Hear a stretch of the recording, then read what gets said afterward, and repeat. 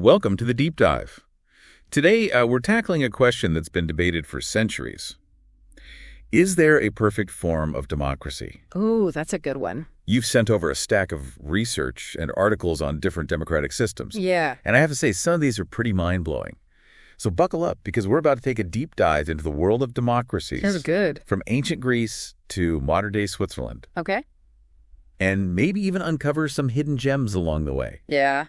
I'm excited. To help us navigate this complex landscape, I've got an expert here with me, ready to demystify democracy. Absolutely. Let's dive in. Okay, first things first.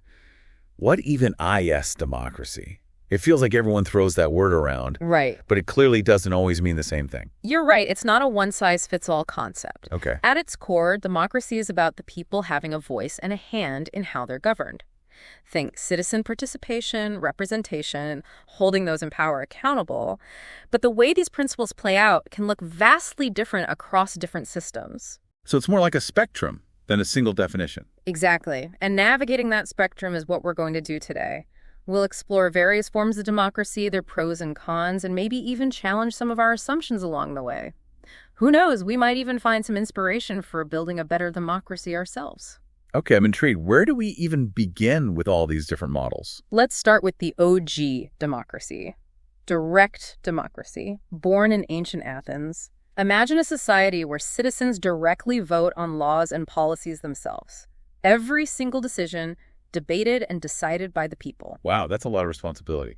Do they all just gather in a giant amphitheater or something? Pretty much. Think massive public assemblies where citizens would debate, deliberate, and cast their votes on everything from taxes to going to war. It was messy, chaotic, and probably pretty loud, but it was also incredibly direct. That's wild. But I imagine that wouldn't work so well with millions of citizens. Right. You're spot on. Direct democracy works best in smaller, more homogenous communities. Trying to get millions of people to agree on every single issue is like herding cats. And there's also the risk of mob rule or emotional decision-making, which isn't always ideal. Okay, so direct democracy might not be the perfect solution for today's complex societies, but is it totally extinct? Not quite. Modern-day Switzerland has found a fascinating way to blend direct democracy with representative elements. Citizens can actually propose amendments to their constitution or call for nationwide votes on specific laws through mechanisms called referendums and initiatives. Hold on, they can propose changes to their constitution. I can barely decide what to have for dinner. That's incredible power in the hands of citizens. It is, and it shows a deep commitment to citizen engagement. However, even Switzerland primarily relies on a representative system for most day-to-day governance. Okay, that makes sense. So let's talk about the system most of us are familiar with. Representative democracy. Is this the flour, sugar, eggs of democracy that you mentioned earlier? You could say that. It's the most common form of democracy globally, where citizens elect representatives to make those big decisions on their behalf. We choose people who hopefully share our values and will advocate for our interests. It's like choosing someone to speak for you in a giant meeting where you can't all be present. But what happens if those representatives get a little too comfortable in their fancy offices and forget about the people they're supposed to represent? That's the million-dollar question. And that's where things get tricky. While representative democracy is efficient, one of the biggest challenges is ensuring those elected officials stay connected to their constituents. Right, because power imbalances can easily emerge, and the voices of certain groups might get lost in the shuffle. It's like that game of telephone. The message can get distorted as it travels from the people to the politicians. Exactly. And that's why some people are looking at alternative models like participatory democracy. This is where it gets really interesting. Okay, I'm all ears. Tell me more about participatory democracy. Participatory democracy focuses on broad citizen involvement beyond just voting in elections. It's about creating spaces where citizens can actively contribute their knowledge and experiences to shape the decisions that directly affect their lives. So it's less about electing someone to represent you and more about having a direct hand in the process yourself. Exactly. Think town hall meetings, public forums, collaborative policy development. These are all tools of participatory democracy. It's about creating a more inclusive and responsive form of governance. I'm starting to see where the participatory part comes in. But how does this actually work in practice? Does it mean everyone has to weigh in on every single decision? Not necessarily. It's more about creating opportunities for citizens to engage in issues that matter to them. For example, imagine having a direct say in how your city's budget is spent. That's happening right now in Porto Alegre, Brazil, where they've implemented a system called participatory budgeting. Wait, so citizens actually decide how the city allocates its funds? Yes, citizens gather to discuss local needs, debate priorities, and ultimately vote on which projects receive funding. It's a powerful example of how participatory democracy can empower communities and make government more accountable. That's incredible. It sounds like a much more direct and impactful way for citizens to shape their communities. I'm already thinking about all the potholes in my neighborhood that could be fixed. And that's just one example. Another fascinating case is Ireland, where they've used citizen assemblies to tackle complex issues like climate change and abortion. These assemblies bring together randomly selected citizens to learn, deliberate, and make recommendations on policy changes. So it's like a microcosm of the entire population coming together to grapple with these big challenges. Precisely. And what's remarkable is that these citizen assemblies have had a real impact on policy decisions in Ireland. It shows that when given the opportunity and the resources, citizens can engage in thoughtful and constructive ways to shape their democracy. Okay, participatory democracy is definitely scoring some points on our quest for the perfect system. But I'm curious, are there any potential downsides? I mean, getting people to agree on anything can be a challenge, let alone complex policy decisions. You raise a valid point. One of the challenges with participatory democracy is ensuring that all voices are heard and that no one group dominates the conversation. It requires careful facilitation and a commitment to inclusivity to truly work. Right, because if only the loudest or most organized voices are heard, then it wouldn't be a very accurate reflection of the community's needs. Exactly. It's a delicate balance. But when done well, participatory democracy can lead to more informed citizens, more effective policies that truly reflect community needs, and a government that is more transparent and accountable to the people it serves. Okay, I'm sold on the potential. Now let's move on to another flavor of democracy, pluralist democracy. From what I understand, this system recognizes the diverse tapestry of groups that make up society. You've got it. Pluralist democracy sees society not as a single, homogeneous entity, but rather as a collection of diverse groups, each with its own set of interests and goals. Think of it like a giant potluck where everyone brings their own unique dish to the table. I like that analogy. So how does this translate into a political system? In a pluralist democracy, these different groups compete and cooperate, engaging in debate and negotiation to shape policies. It's about ensuring that no single group, no matter how powerful, dominates the decision-making process. So it's like a constant push and pull between different groups vying for influence. Exactly. And this dynamic tension is actually seen as a strength of the system. It forces compromise, encourages coalition building, and prevents any one group from imposing its will on everyone else. Okay, I can see how that would lead to a more balanced and representative system, but doesn't it also have the potential to create gridlock or slow down decision-making? That's a valid concern.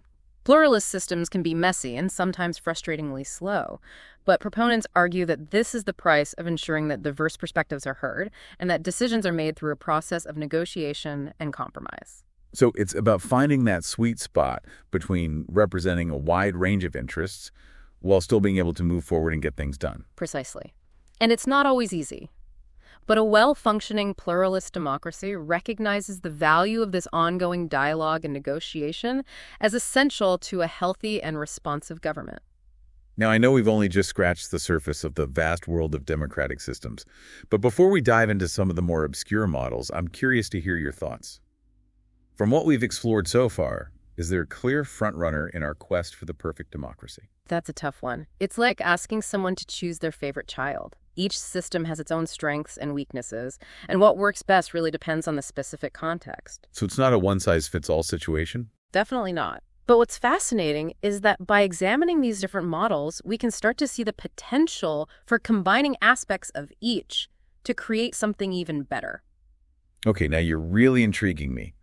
What kind of hybrid democracy are we talking about here? Well, let's look at some other systems first to expand our options. For instance, we have elite democracy, where decision-making power rests with a select group of individuals considered the most qualified or knowledgeable. So kind of like a brain trust running the show. Exactly. Think experts, academics, or those from influential backgrounds. While this might sound efficient, it raises questions about accountability and whether those elite decision makers truly represent the needs and interests of the broader population. It makes me think of that old saying, power corrupts, and absolute power corrupts absolutely. That's a valid concern with any system where power is concentrated. Now, on a completely different end of the spectrum, we have consensus democracy, which prioritizes broad agreement over majority rule. So instead of a winner-take-all approach, everyone has to be on board with the decision. Exactly. It's about seeking solutions that everyone can live with, even if it's not everyone's first choice. I can see how that would lead to a more harmonious society, but Yeah. wouldn't it also be incredibly difficult to achieve consensus on anything, especially in today's polarized world? You're absolutely right. Consensus democracy can be slow and challenging, especially in large and diverse societies, but proponents argue that the benefits of inclusivity and stability outweigh the potential drawbacks. Okay, I'm seeing a pattern here. Every system has its trade-offs. What about constitutional democracy? That one sounds pretty straightforward. It does, but it's more nuanced than you might think. Constitutional democracy emphasizes the importance of a written constitution that acts as a framework for governance. Think of it as the ultimate rulebook for how the government operates, outlining the rights of citizens and limiting the power of the government. So it's about setting clear boundaries and protecting individual liberties. Exactly. The Constitution serves as a safeguard against tyranny, ensuring that the rule of law prevails and that the rights of minorities are protected even if they're not part of the majority. That sounds pretty crucial for a functioning democracy. Now, what about parliamentary democracy? I know a lot of countries use that system, but I'm not entirely clear on how it differs from the presidential system we have here in the U.S. Great question. In a parliamentary democracy, the executive branch, often led by a prime minister, is drawn from and accountable to the legislature. So it's more of a fusion of powers between the executive and legislative branches. Exactly. The prime minister and their cabinet are members of parliament, so there's a direct link between the executive and legislative functions. This can lead to smoother decision-making and greater stability, but it also blurs the lines of separation of powers that many consider essential for checks and balances. Interesting. Sounds like there are pros and cons to both systems. Now, there's one more model I wanted to ask you about. Monitory democracy. What's that all about? Monitory democracy is all about citizen oversight. It emphasizes the importance of keeping a watchful eye on those in power, not just during elections, but throughout their entire term. So it's about holding those in power accountable, even after they've been elected. Exactly. Citizens play an active role in monitoring the actions of their leaders through mechanisms like public consultations, citizen oversight committees, and independent watchdogs. Think of it as a system of checks and balances that goes beyond the traditional branches of government, empowering citizens to scrutinize the decisions and actions of those in power. I like the sound of that. It's like having a neighborhood watch for our entire political system. But with all these different models, where do we go from here? Is there a way to combine the best elements of each to create a truly optimal system? That's the exciting part. By studying the strengths and weaknesses of different systems, we can start to imagine new possibilities. Maybe it's about finding ways to incorporate more direct citizen participation into our representative systems, or perhaps it's about strengthening mechanisms for accountability and transparency across the board. So it's not about finding the perfect system, but rather about constantly striving to improve and adapt to the changing needs of our societies. Exactly. Democracy is a living, breathing entity. It requires our constant engagement, our critical thinking, and our willingness to experiment and evolve. And that's what makes it so fascinating. Well, we've covered a lot of ground today exploring the incredible diversity of democratic systems around the world. Is there a final thought you'd like to leave our listeners with? After diving deep into all these different models, I've realized that democracy is not just about structures and systems. It's ultimately about a commitment to certain values. Values like freedom, equality, justice, and the belief that every individual deserves a voice. Beautifully said. So as we navigate the complex world of democracies, let's remember those core values that underpin it all. And who knows, maybe we can even play a part in shaping a better democracy for ourselves and for future generations. Thanks for joining us on this deep dive into the world of democracies. Until next time, keep exploring, keep questioning, and keep those democratic values alive.